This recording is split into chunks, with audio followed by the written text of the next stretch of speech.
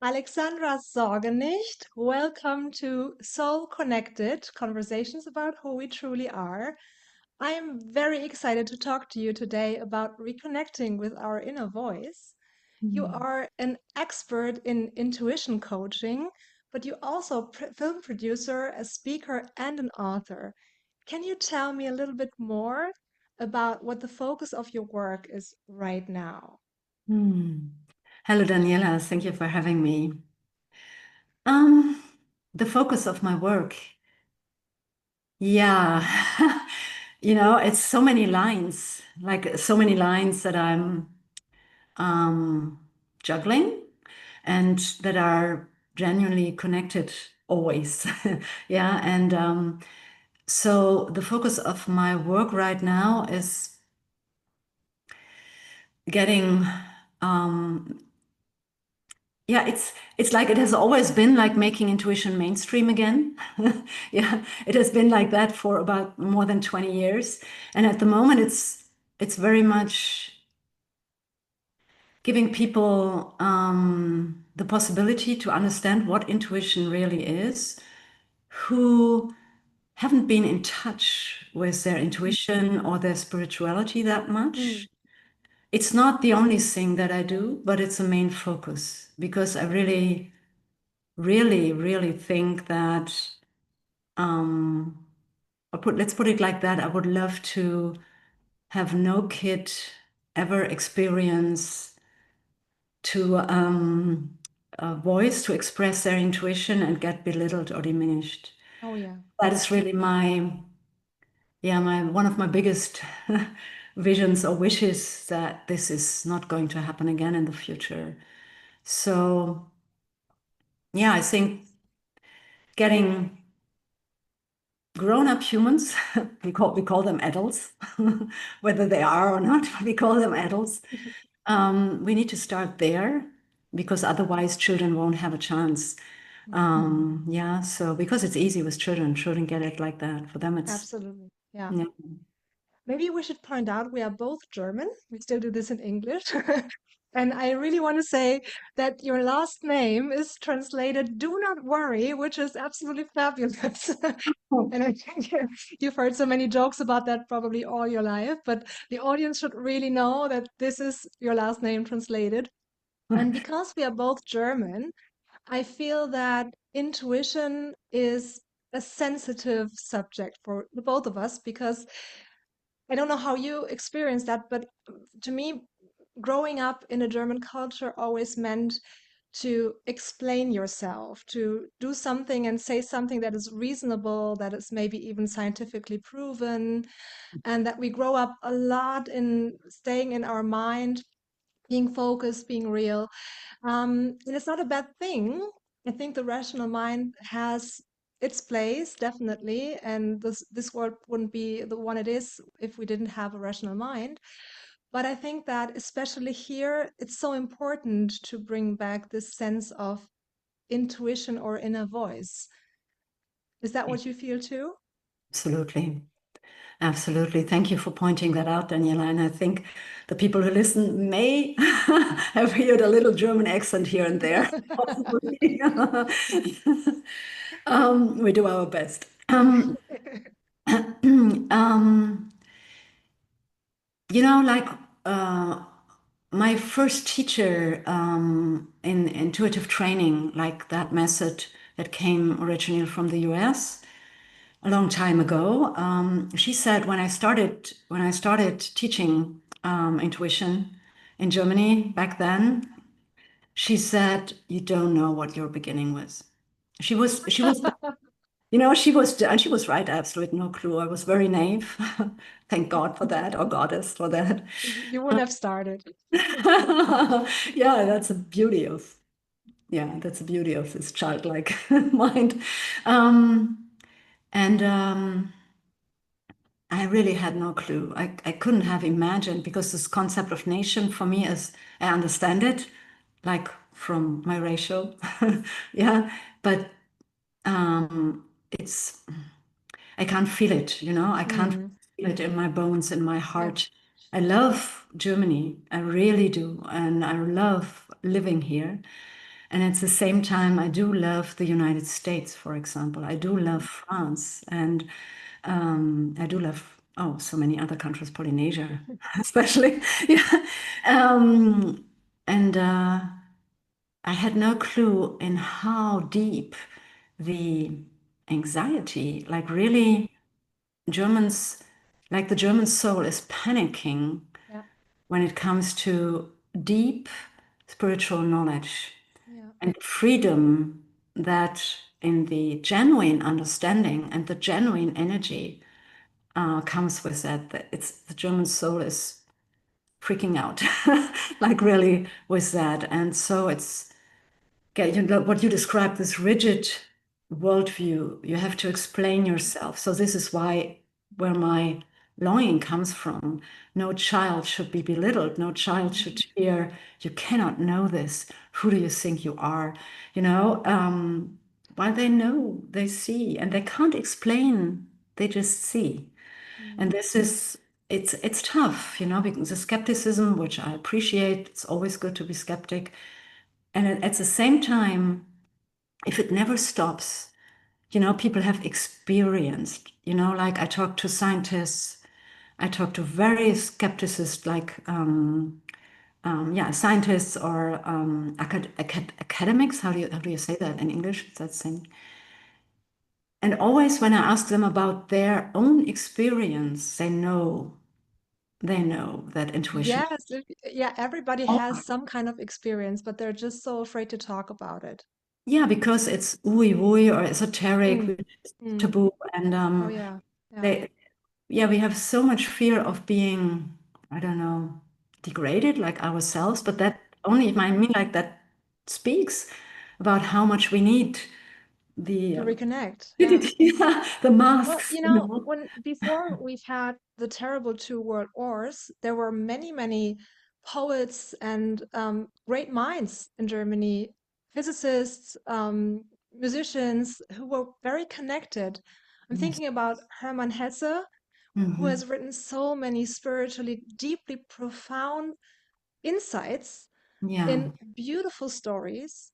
Hmm. And I think that in every culture where where we've had two big seizures of destruction, and especially being a German was for a long time, well, a bad thing to be, until there were these Milton experiments in the 60s, I think.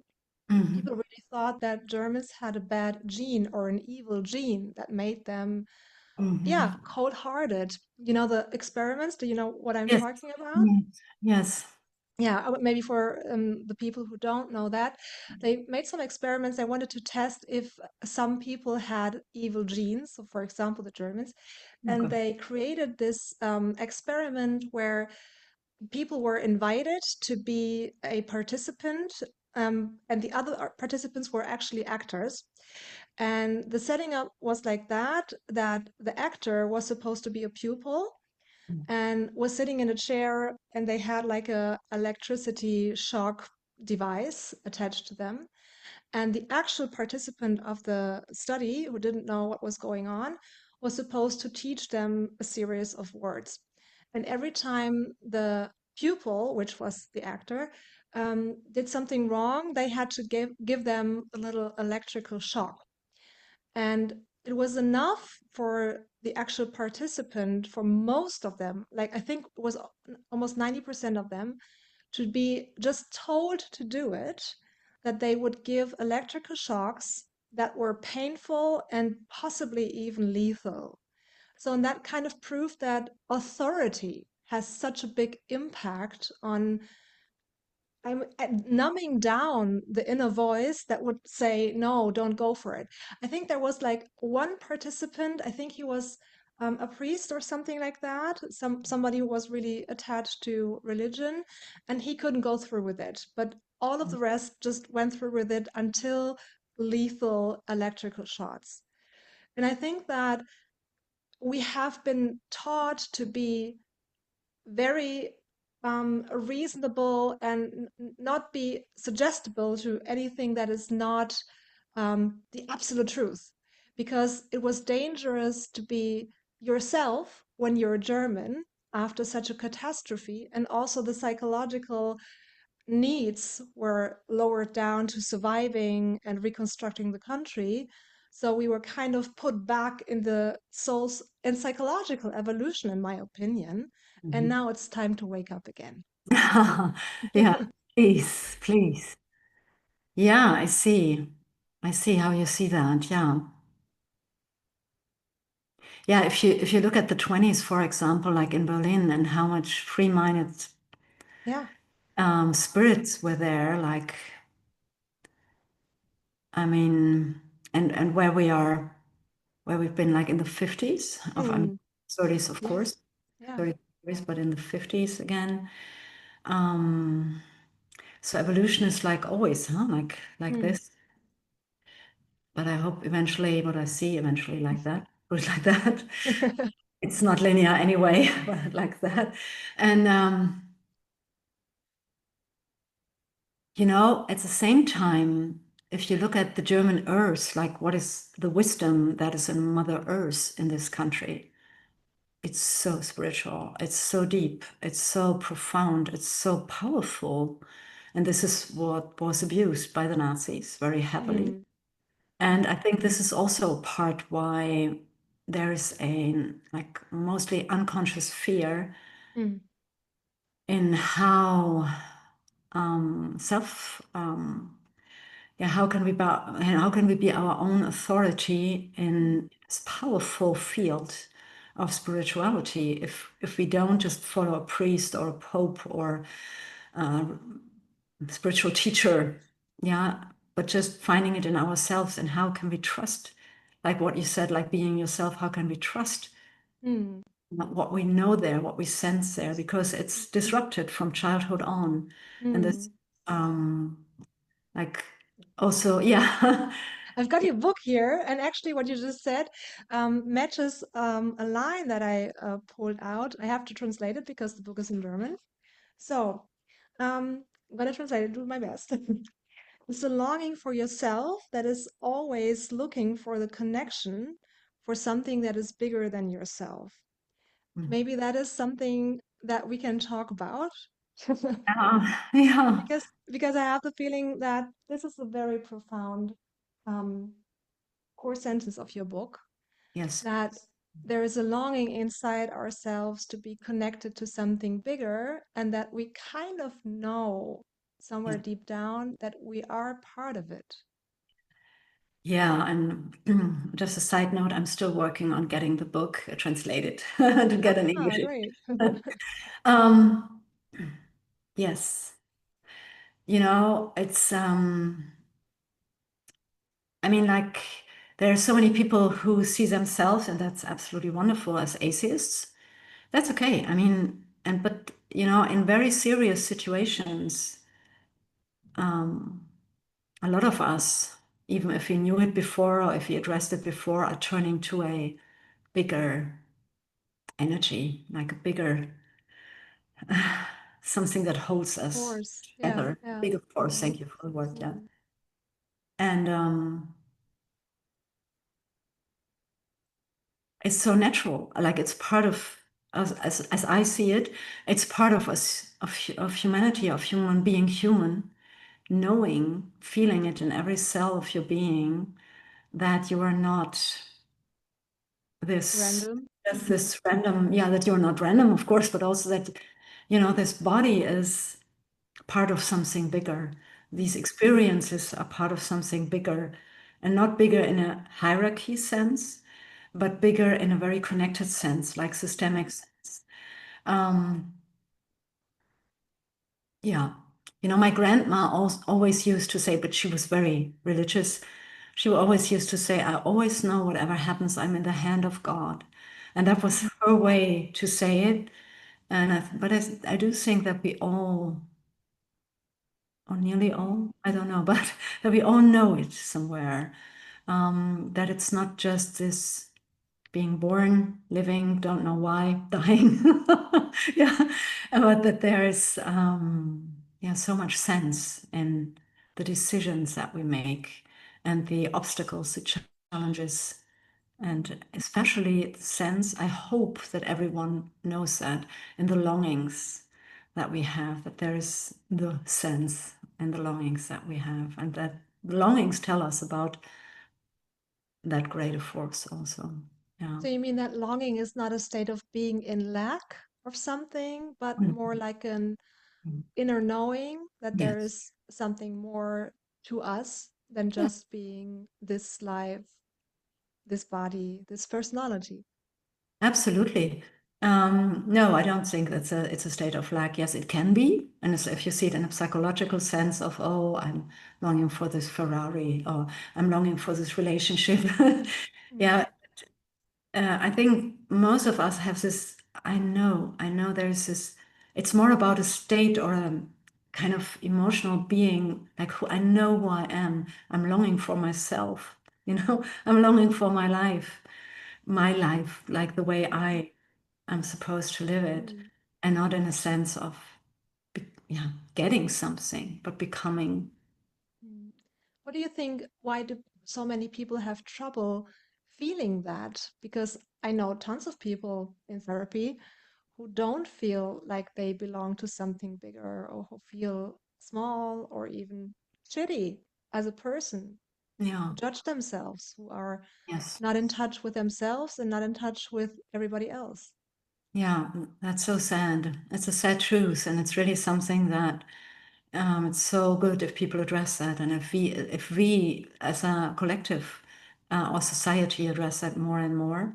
I think first of all, it's trauma. It's collective trauma. Mm, It's trauma. So you just addressed the two world wars, and that, I mean, like the trauma that we have transgenerational through that, and how disrupted our ability to feel safe, especially, is through mm, that. I mean, like, I think we can't even fathom mm, what that did to us. Uh, mm. Not and only that, also Corona and the recent oh, events on Earth that are yes, shaking up everything. yes, yes, yes. Of course, this is like the actual crisis, in the moment, Mm. the crisis on top of a crisis on top of a crisis. Yes. Yeah. But Yeah. what I mean is like all the traumata that are like transgenerational that lived in our, when, if you look at World War II, but also one, like all the sexual violence that happened to our mothers, our grandmothers, our Mm, grandmothers, and that was never really talked about. mm, It sits in every cell, you know, and so we don't know how to relate to each other because we don't know how to relate to ourselves, because we have a lack of safety, of really understanding what safety is, like what is trust, what is really trust in the deepest sense. We haven't learned that, or we have, mm, yeah, we need to, or we haven't, we have unlearned it, but that is eons ago with the rise of mm, patriarchy. We have unlearned that, what is trust.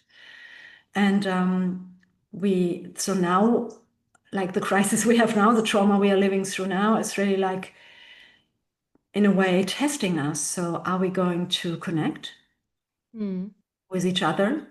Are we mm, going to in a way, are up for the, I think, more painful but more loving path to reconnect? mm. Or are we going to, what is Vermeidung again? Um, Mhm. well, actually, it's just to look the other way Other and way. to Mhm. maybe even out of fear reject that. Well, I would say that there is, many spiritual people say that there is fear or love, but actually, I would put it in the way of there is fear or trust, like the way you said it, because when we are stuck in the timeline of being in fear, we automatically assume we're separated and we are one against another.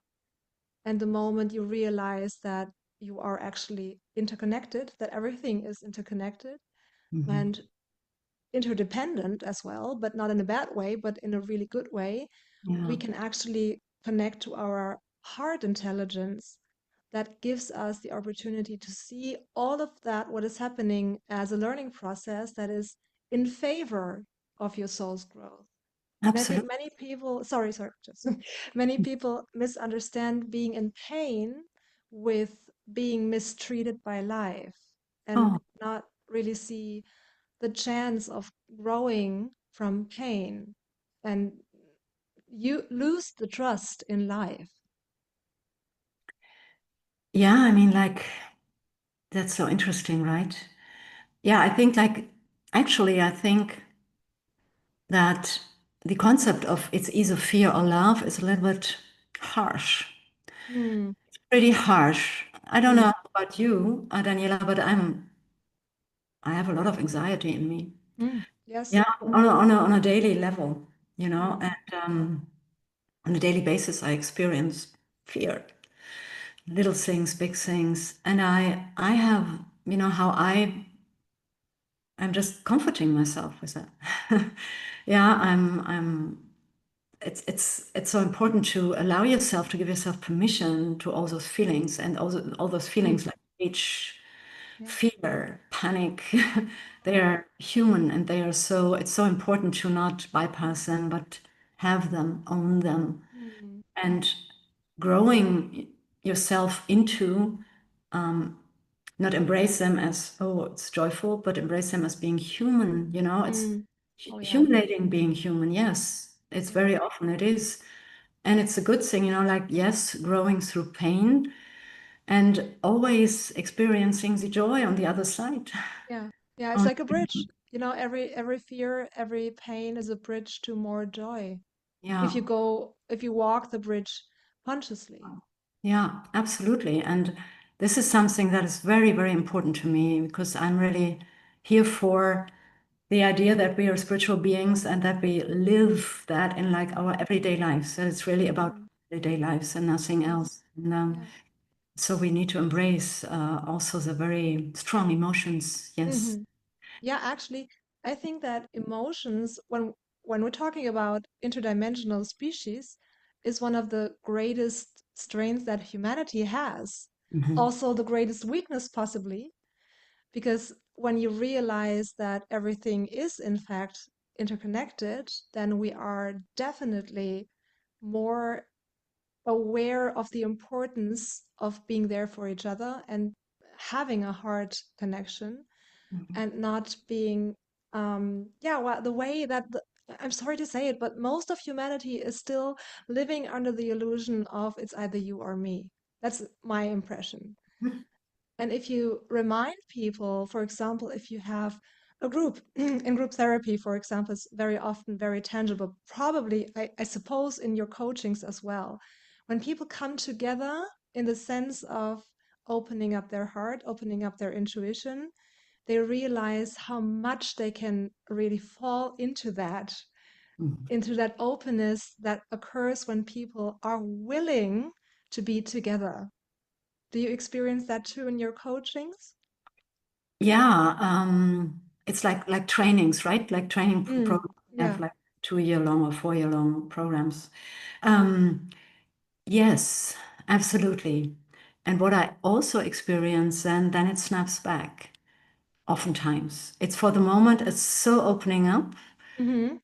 so beautiful, so wonderful, and oh my goodness, this is really the truth. I Yes. experience the truth, like really, I feel it in my body, and that Yeah. is whoa, this is really like in a positive way, very overwhelming. And then okay, and then I go back home, and everything at home and at my work is The same. the same like Yeah. yesterday. Yeah. How I cannot, and then this starts, and I absolutely get it. Like I cannot talk to anyone anymore. They won't get me. Mm. Yeah. Um, or like maybe even after the program, maybe immediately after that, or a few years, some just take what they have experienced back in the form they had of themselves before. And this is, I get that because it's so it's so frightening out there. Yeah, to put your truths out there, what you were Oh yeah. referring to at the Yeah. beginning, to be there. And yesterday I wrote a new newsletter, and in that newsletter I asked, is your heart unarmed? Are you unarmed in your heart? Mm. Because this is what you are if you're truly intuitive. or spiritual, as you would say, maybe, you are unarmed. Of course, I mean, you have your ratio, and yes, you can set boundaries, etc. But this is you feel, you see, I wouldn't say everything, but so you see like a lot, everything that you cut it out before, you see it in every person that you just pass through, you recognize something. Oh my God. Yeah, and it's really not for the fainted, or you said faint heart and faint Faint for of the, heart. yeah, thank you. To not only keep that for yourself, oh, I'm very spiritual this weekend, but then going out, and I don't have to be a missionary for the people at work, you know. I just be myself there, and I will, yeah, express myself and how far I'm good, but or just maybe be kind, which is Mm, the very essence of like everything. I just be kind, even if I'm triggered. yeah. So it's yeah, it's very enlightening, and to live that enlightenment, that is the task I think that we all Big have. challenge. Yeah. Yeah. It's a big challenge, Yeah. but the task also, Mm. as this is what it's all about, I think. Can you Yeah, walk us through what you do in your program to teach intuition? yeah, yeah. I just make a note here for me because I want to say something about like the evolution of consciousness Of course. question you asked, but at first I will do that. Yeah. So. I have different programs, like for people who want to become also like in trainers, people who work with other people, with other human beings, like doctors, psychologists, coaches, yeah, Mhm. spiritual teachers, who want to be more aware of how what kind of role intuition plays. That is a 4-year program. And what I do is, or what I not what I do, but the space I open is at first like really remembering what it is that you see. And Mhm. when I say see is what I mean, what you perceive. Mhm. So how does your intuition actually work? Because it's individual for all of us. Mm. There are 3 main channels, like seeing, knowing, and feeling. And you get to understand what is your prioritized channel, and maybe developing the others also, and clearing those channels. Yeah, like in the sense of, Mhm. okay, because through trauma, a lot of what people think, what humans think their intuition is, it's not, it's a reaction. Yeah. Mm. A Oh, gut my feeling. gut feeling is telling me I shouldn't go to that Yeah, retreat yeah. because it will be too much. Mm. And that is avoiding, there was Mm. Ah, yes, of course. combined. Yeah, yeah, avoiding maybe a social encounter where I will be triggered in my maybe social fears, you know. Mm.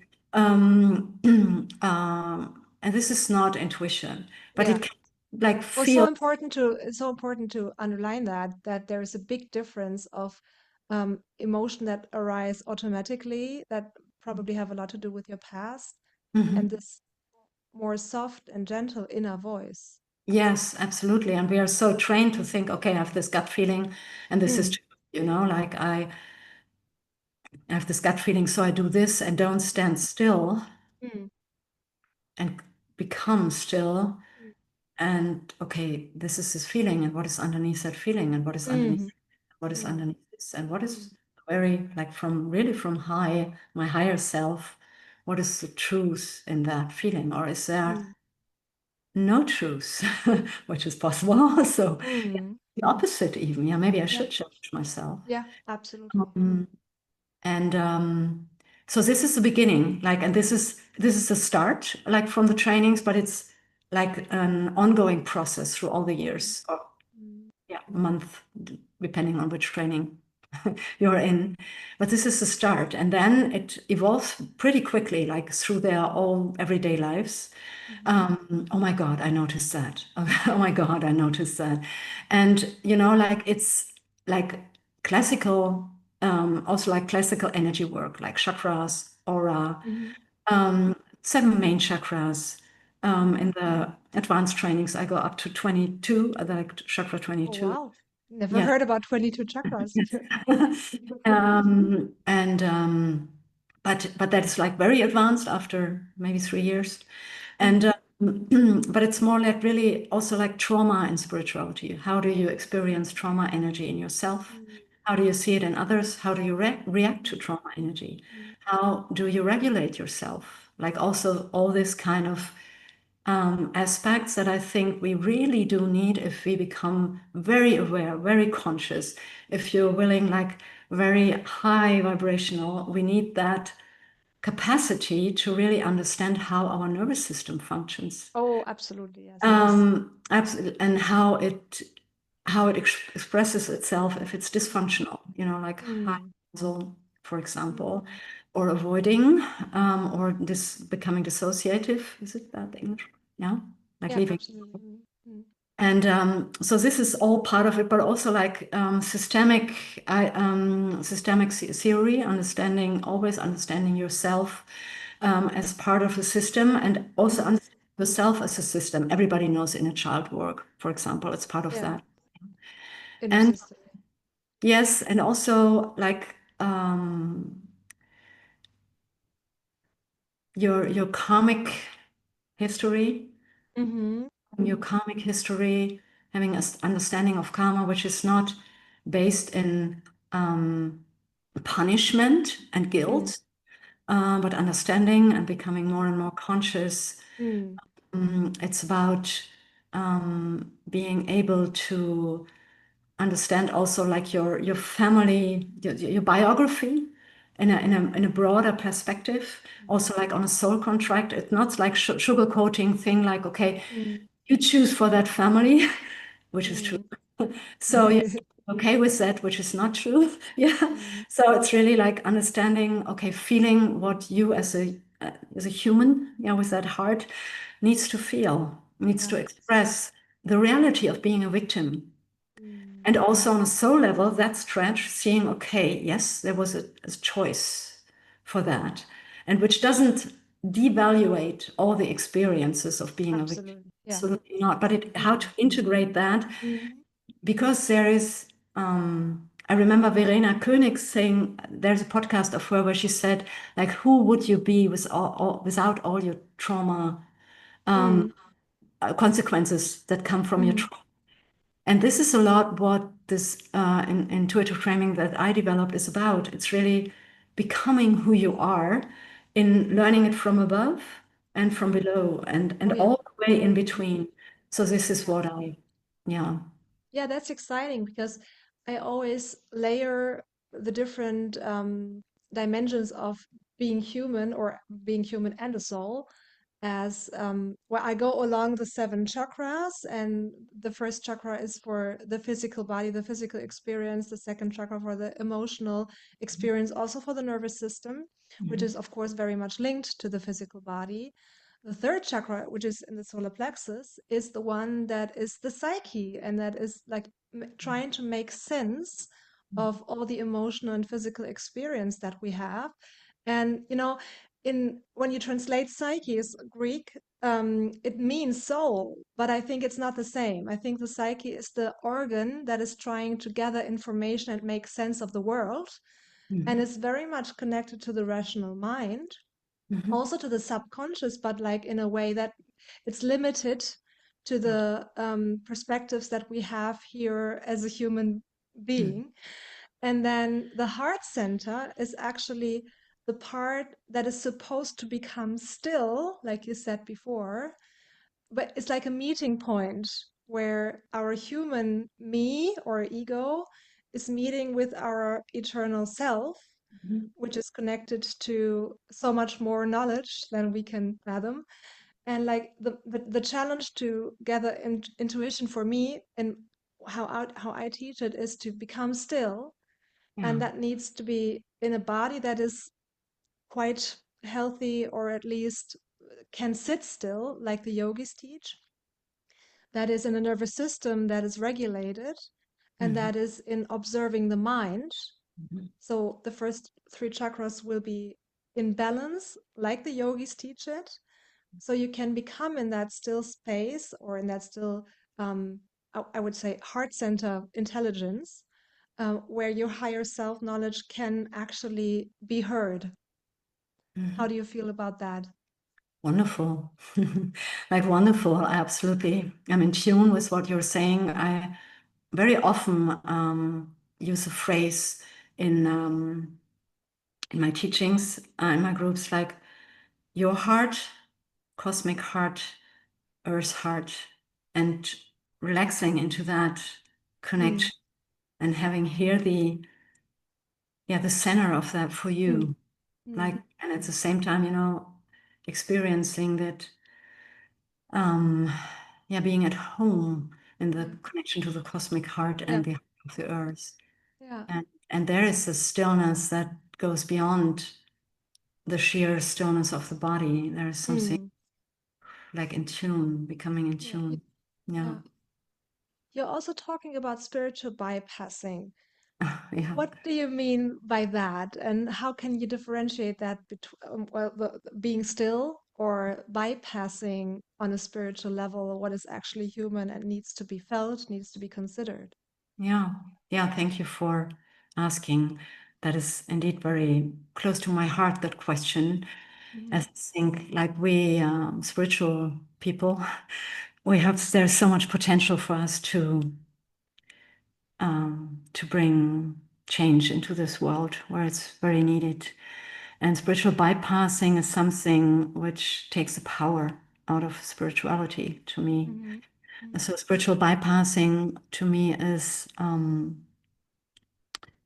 I would start that way, like for traumatized people, spirituality is so attractive.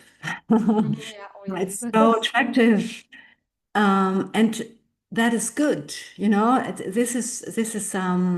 shows the longing, uh, about what I talked earlier. It shows the longing. I know there's something out there that is whole. Mm, And what I just said is what I see as a problem. There is something out there that is whole. mhm, mhm, So the longing goes there. Yeah, and this mm, is also what the dissociation is like, leaving my body. When I leave my body, and I experience a beauty like in a certain enlightening event or meditation, or I don't know, something that really gets me in ecstasy, or at least out of my body, because it's really shitty to be in my body because it mm, hurts. mhm, Yeah. And then I find a concept of only love and light, or this and this is low vibrational. We don't go into that. Or emotions are funny but not real. What something I have experienced a lot. Or discrimination is not real. We can laugh it off.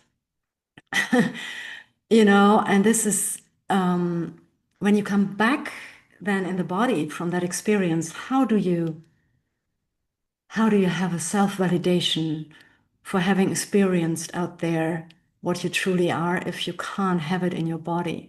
mm, Can experience maybe a tantrum, anger, sadness.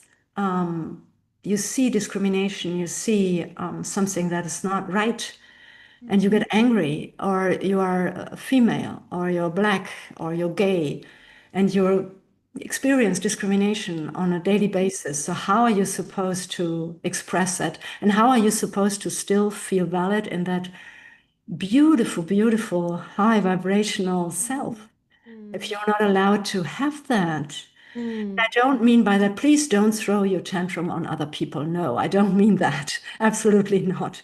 Yeah, it's not, oh, I'm triggered and so now I can be because I'm myself now. This is what also happens. Maybe you've experienced that before. I can myself now and now I can act it out. No, it's not about that, but it's about, okay, I'm very angry now. And what do I do about that? How can I hold myself, own myself, and getting the wisdom and the healing potential out of that anger? And mm, I miss that opportunity in healing, becoming whole, and also like getting all the parts of my system, like the inner child, the inner teenager, the inner critic, like having them all together. Yeah, bringing them all at home. And I miss that opportunity if I think, okay, this is over there, it's beautiful, and this is the only thing that's beautiful. mm, And all the mess that is here is not beautiful. mm, And yeah, it's really not a pity, but it's a catastrophe actually if this happens again and again, because we can't heal. The opposite is going to happen. The yeah, it's getting more and more, the stretch is going to be heavier and heavier on us. Yeah. Mm. Does it make And sense to you? Like ab- how do you feel about that? absolutely, absolutely. I think that there is a really big misunderstanding in many spiritual teachings when we talk about low and high vibration, because being in a low vibration doesn't mean not having emotions that are uncomfortable. It means to have an acceptance and still be able to sit with it Exactly. and not just eliminate that. I Mhm. think that many consciousness programs teach that those emotions are to be let go of. I think, well, sometimes I think, well, I really like Joe Dispenza, but sometimes I have the feeling that he kind of teaches that we have to be eliminating these emotions and stay in a positive state. But there Hmm. is a difference between having anxiety about something that is very real. For example, maybe you have financial issues, you have a sick child or whatever, and you still can feel there is trust and there is something good in life and something good can happen to me. Yeah. I can be sad, I can be angry, I can be in worry, Mhm. but doesn't mean that I will stay in the state of it will be like that forever. It means that I can trust that things can turn around and that they are in my highest good. Mhm. Maybe that's the difference, like to really feel the emotion as something that is actually a part of my reality and Yeah. maybe even a part of my soul's plan to grow and to learn lessons, but still be in trust. Wonderful what you just said. Like before, you once said like people feel that life harms them, or that Mm, life is not doing them good or right. mm, And what you just said is about that, is because life is life. mm, Whatever affirmation or program or insight or enlightenment, I won't be able to control life, luckily. mm. Yeah. Yeah, so And it's just happening. And everybody has free will, so it's not always just on me. no, and there is something bigger. And even like in our souls, even whatever we train, we won't fathom the whole thing. We are humans. Mm. Whatever enlightened we are, we won't fathom the whole thing. Not yet, not No, yet. no, no. And we are all connected. So I am not the one to control my life, as my life is also part of another one's life. I mean, like there's a saying that I can only control what I make out of it. And this is it. This is what you just said. Mm, This is what you just said. And it's, I don't know, staying positive. I've worked with cancer patients, for a long time and tell them to stay positive. That's not good. It's not a good idea. mm, They need to mm, be angry, be mm, fearful, be doubting God or goddess or whatever. They need that so that they need to really weaken down so that they mm. can find Oh, truth yeah. again, because otherwise it's a rigid concept. And Mm, truth is always, yeah, and it's the energy is always flowing, and we can't stay in one state all the yeah, time. It yeah, doesn't work, right? yeah. Especially because cancer very often has suppressed emotions, suppressed negative emotions stored up in the body. Yeah, I'm very hesitant to talk about like physical. Yes, it is. I see it also, and at the same time, because I experience in our bubble also like people trying to have an idea of I can control my health, which is true Mm, to a certain amount, but it's not totally true. yeah, There's- yeah. It's body. I don't know. The Oh, physical it's body has body. its own rules. Yeah, yeah, Mm, absolutely. But I absolutely. see that so many times that people who aren't taking care for themselves, who are Of course. not listening to their body, not listening to their, well, for example, don't go to the doctor just for a long time because they try to function all the time. They try to Yes. suppress what they feel. They try to suppress, they try to be a functioning human being. Mhm. And then sometimes you realize that the body is speaking louder Yes. to actually get attention to oneself. Absolutely. This is what the body is the best friend you will ever Yeah, have. Yeah. because she will be louder and louder and louder until. Yeah, and yeah, like, is it right for you if or okay for you if I talk about spiritual evolution for a moment? Yes, of course. Because You of are the free to talk question, about anything you like. because you said, I think it was in connection to Germany, like in the context of Germany and why we are so afraid here and what happened to us. And oh, you said like also most humans are, how do you said that? Oh, are about you or me, like this kind of Mm, separation, the split mm, idea. And what the idea I have like about, and not only me, but what I see like a spiritual evolution is, we had this so many religions and so many ideas and so many teachers and teachings that were operating within this patriarchal system where there's so much about this, yeah, split and the question, where is the power? And mm, where is no power, there's powerlessness, and we don't want that. And mm. I There can only be power. yes, of course, yay. Uh, and so no connection at all. And Mm, we so we established, like also in other religions, this split, like the fear, the guilt, yeah. in a way karma, also a special understanding of karma, It's how, misunderstood so many yes, times. yes, yes, and that's, yes, and how we are like good spiritual people, like high vibrational, Mm, how we are not good, like low vibrational, mm, and or in the idea of pureness, like also in a lot of religions, what is that? mm, mm, And it all is very beyond wholeness, and it's all very beyond what life is and how life really functions. And to me, it's like spirituality is not, you can't set it apart from life or from the earth. How would that work? mm, Yeah, and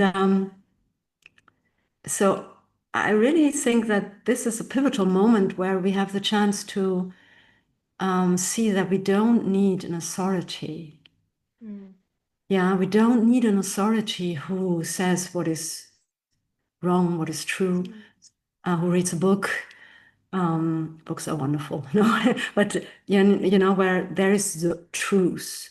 But we mm, have really have a chance now to awaken to see that we are equal in our divine being. mm, And with that, and seeing, and it will never work without seeing the great responsibility that comes with that, mm, which is in the understanding everything is connected. No one mm, is better. We are not the same. No way. But no one is better and no one has more rights than another person or something. So, like the idea of the descension is mhm, ascension, mhm, 5D to mhm. 5D. Yeah, I to mean the the ascension, yeah, yeah. ascension, yeah, the ascension to the fifth dimension or beyond. We can look at all those dimensions. It's beautiful. Uh, Mm, not only always beautiful, but it's interesting to see how reality is formed there. And at the same time, we can't go there if we haven't taken our task here and in the mm, dimension.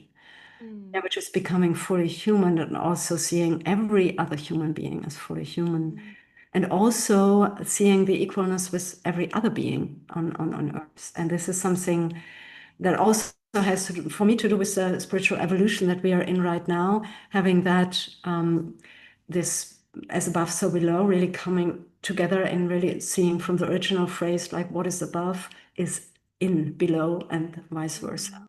Oh, absolutely. Mm.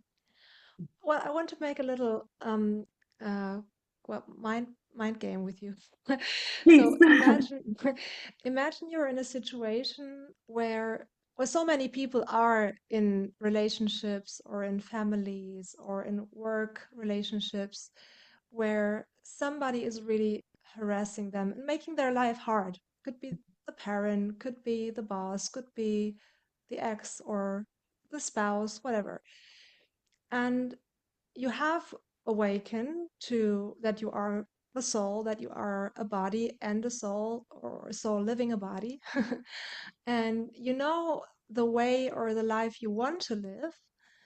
However, it may not be possible to live that life right away, and you're still maybe in situations that keep your energy very much restricted and keep your nervous system on alert all the time. Yeah, wonderful. What would you teach somebody who doesn't have the chance to change their life right now, right away? So you mean Who's like what I teach everyone? Yeah, probably because I think many people are in these situations, but I think that some situations are more severe than others. Course, So of because you can always change a job, but you cannot change your mom, you cannot change no, your no. ex, you cannot change your kids, you cannot change whatever situation you are living in physically. So No. some things are not changeable so quickly. So what do you teach those people? How to follow their intuition and how to trust in life if Mhm. it's hard to do it in the everyday life? Yeah. Okay, first I would acknowledge the harshness of the situation always. Mm, Yeah. I would never sugarcoat that, but first, yes, it's tough. It's pretty mm, tough. And I would teach them to really acknowledge in what parts of their needs, yeah, in what parts their needs are not met. What mm, is the harshness that they experience? I would really teach them to being very precise and seeing what's happening, very precise. And not as a victim, but okay, what is happening really? And then like we all know that the only thing we can change is ourselves, is taking care of ourselves. Okay, so in which way am I engaging in making me the victim, for example? mm, Yeah, so maybe someone is avoiding the conversation. Someone doesn't want, maybe the spouse is not a big talker mm, and doesn't want to talk too much or doesn't want to talk things out. You harm yourself if you're constantly trying, mm, for example. mm, So you're seeing yourself as a soul. You're seeing the soul of the other person. You can see the energy dynamics in the relationship. You can see like the energy cords that are coming from him or her towards you, and what is happening with you if she is giving like her energy towards you, or a cord, like energy cord into your, for example, throat chakra, fifth chakra. Okay, and then recognizing what is happening to you, like really looking at it without judging. mm, It's absolutely not helpful. Yes, you might be so right. And at the same time, it's not helpful judging you or judging the other person. mm, Just observe what is happening. And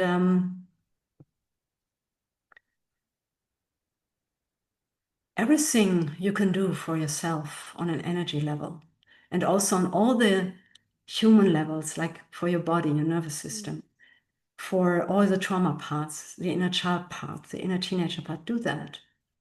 So you become less and less reactive and mm, dependent on a dynamic that was or is harming you. mm, So having the soul level, the intuitive level of knowing who you are, coming in and having the abilities to take care of you on that level, but also like bringing that in on a physical level.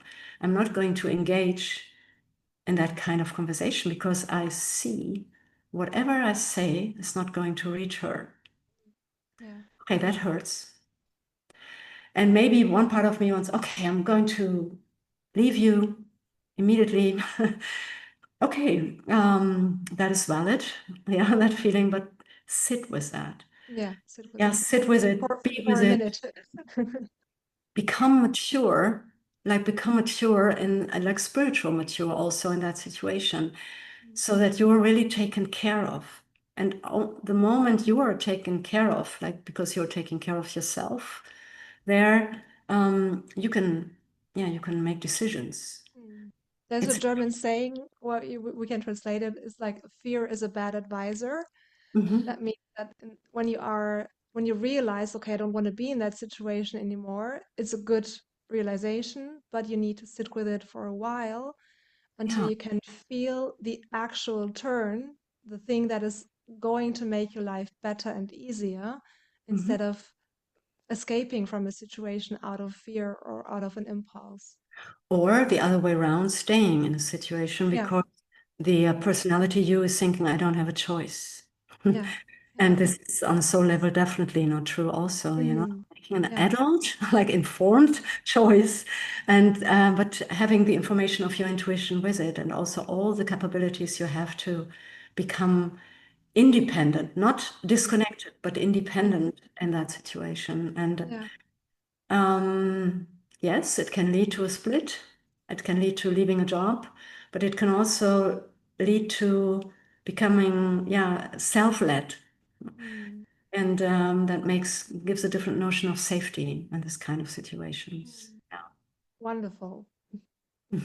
Why do you think it's easier for women to tap into their intuition? Is it? That's a question. It's a good question. Oh, I think in a everyday life conversation, you can feel more awareness of um, tapping into one's own feelings. I don't mean the gut feelings. I mean like the quiet inner voice. While it's just in my perspective or from my everyday life communications that men are often relying on the ratio, on the rational mind, Mhm. and trying to get a reason or to make it to make it really real instead of just listening to what's inside of you. Mhm. Yeah. Yeah, that's patriarchy, right? Don't say Patriarchy it. at work.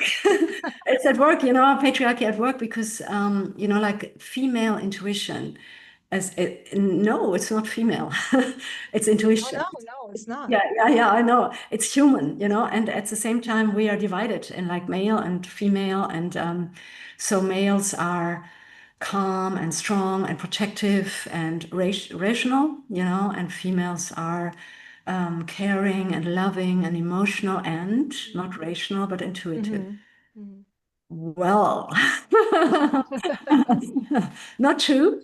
And at the same time, yes, true, because we are like programmed that way. Mm. So it's like I don't know about your groups, but I have like when I'm lucky or when men are lucky, I have 30% men in my groups. Mm. Well, yeah, Yeah, actually, it's true. Yeah, it's about 20 to 30%. True. yes. Yeah. And that's because it's still not considered manly Mm. No. to become self-conscious, to Mm. to sit still and go inside. Or maybe more and more, I think meditation and stuff like that, and Joe Dispenza stuff, like consciousness stuff, Mm. which is a little Mm. technical and no Mm. woo-woo. Yeah. So that is still manly enough, and it's becoming more and more manly in the like new consciousness kind of generations. But Self-improvement, especially. yes, self-improvement, yeah. And you know, let's bring the woo back in. Let's bring Mm. the magic in. Mm. In the magic back in everything we can't fathom.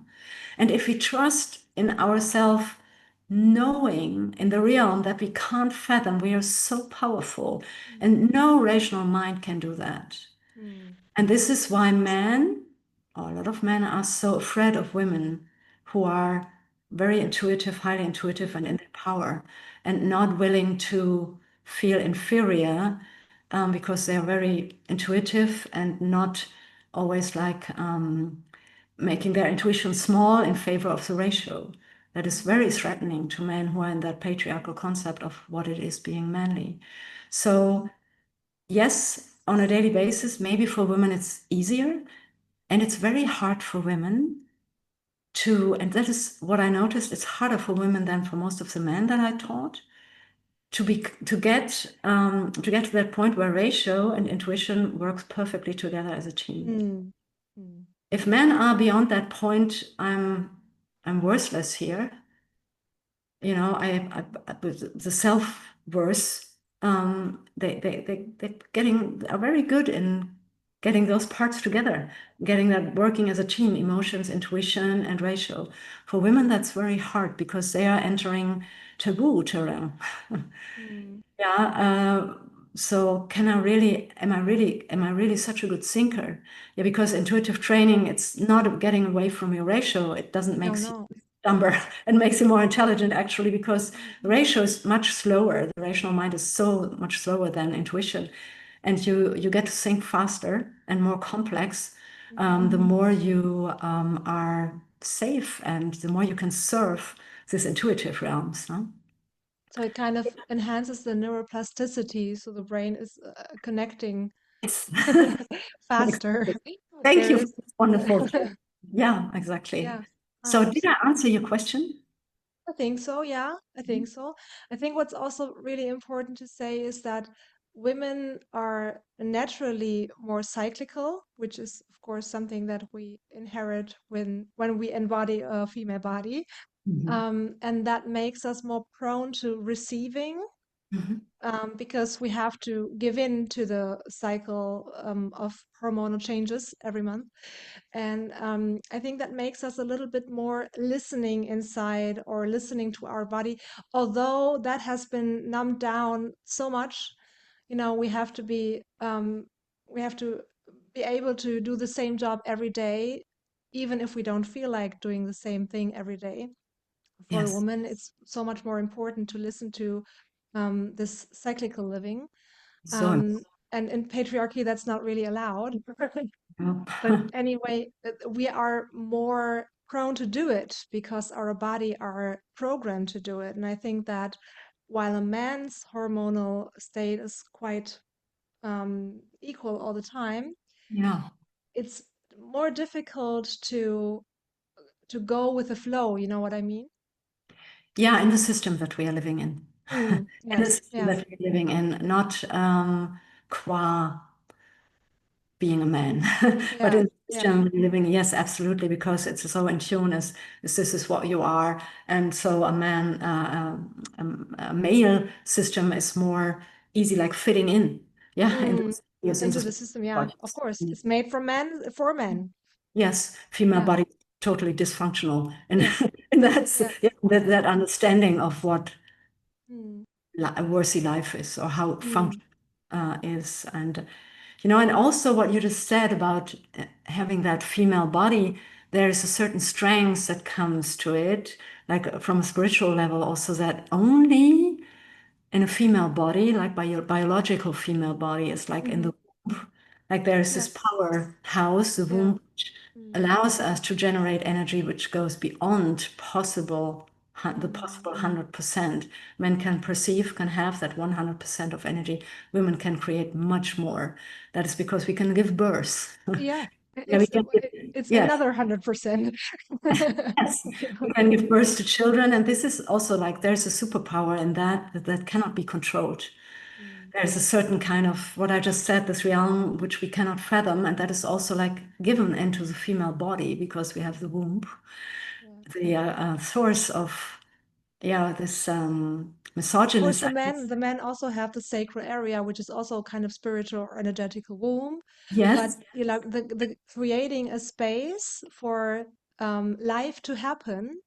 And it's in that moment, also everybody who has ever been pregnant knows that you surrender your body, you surrender your own control of your over your body to giving life, and the body has a program that it runs down in the sense of making something bigger, making something um, beyond yourself.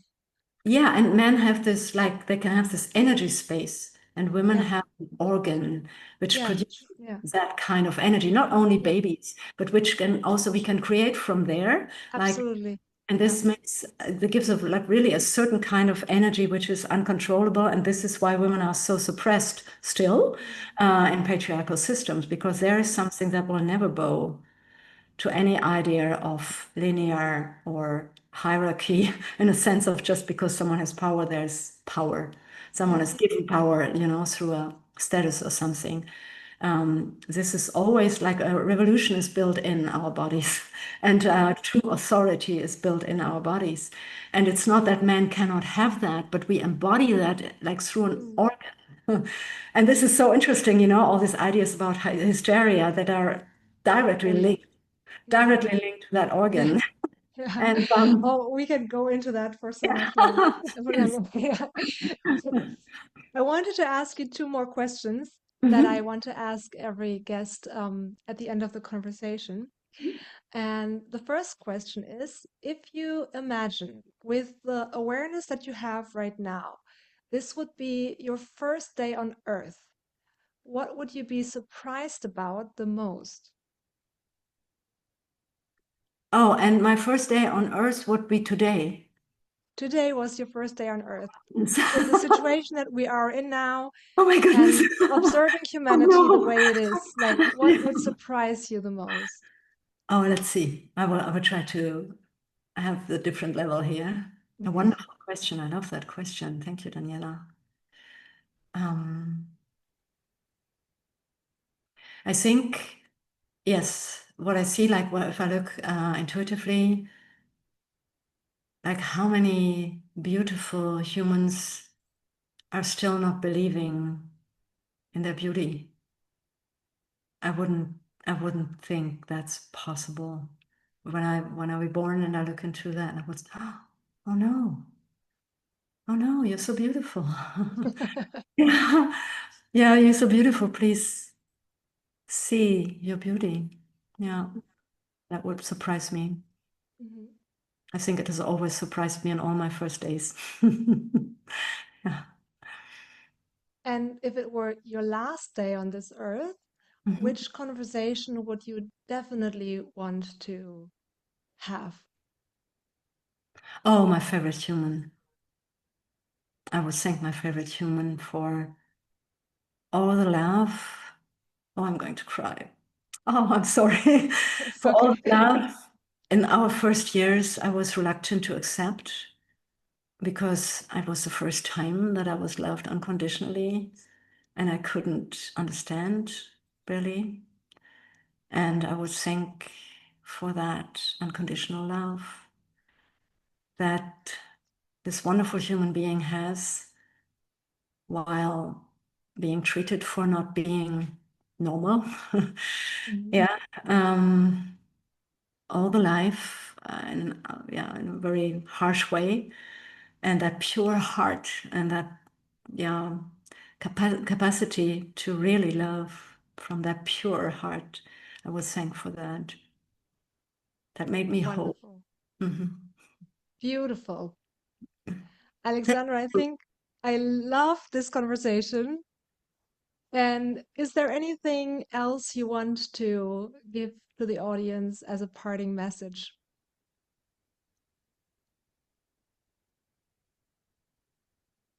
Yeah, trust your longing, please. Trust your longing because your longing is really, there's the truth, really. Beautiful. Thank Thank you. you so much. It was Oh, such a so pleasure. And, I always say that there's probably a second time around. Sometimes some topics are just, yeah, hitting a nerve in the timeline that we are in. And I would be happy to see you again. same here, please. And for now, I would say, yeah, we leave it at that. And yeah, let's see what comes next. Yes, thank you.